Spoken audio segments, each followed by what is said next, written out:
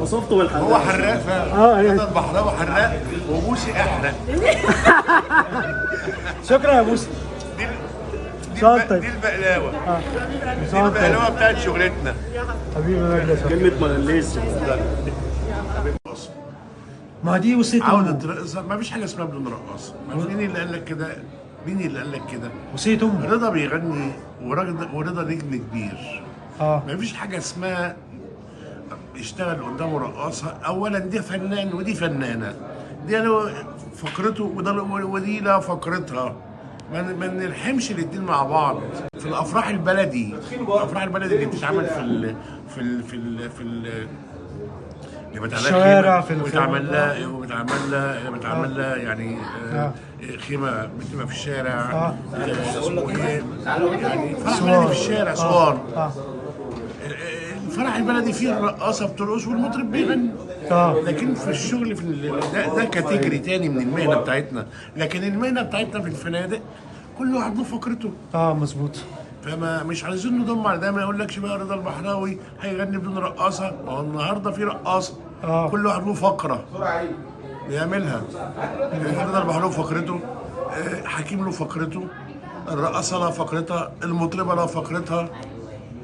مين اللي ما دي وصية عودة رقصة، ما فيش حاجة اسمها بدون رقاصة. مين اللي قال لك كده؟ وصية أمه. رضا بيغني ورضا نجم كبير.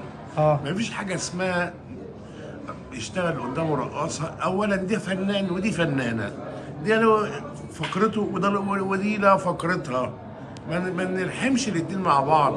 في الأفراح البلدي، اللي بتتعمل في اللي الشوارع، بتعمل لها يعني خيمه بتبقى في الشارع. اسمه ايه يعني فرح بلدي في الشارع اسوان. الفرح البلدي فيه الرقاصه بترقص والمطرب بيغني. لكن في الشغل ده كاتيجوري تاني من المهنه بتاعتنا. لكن المهنه بتاعتنا في الفنادق كل واحد له فقرته. مظبوط. فما مش عايزين نضم على ده. ما يقولكش بقى رضا البحراوي هيغني بدون رقاصه. ما هو النهارده في رقاصه. كل واحد له فقره بيعملها. رضا البحراوي فقرته، حكيم له فقرته، الرقاصه لها فقرتها، المطربه لها فقرتها. مين اللي وصفته بالحراق. هو حراق فعلا. يعني. رضا البحراوي حراق وبوسي احرق. شكرا يا بوسي. دي البقلاوه. دي البقلاوه بتاعت شغلتنا. حبيبي مجلس كلمة ملاليس. وصفته بالحراق. هو حراق فعلا. يعني. رضا البحراوي حراق وبوسي احرق.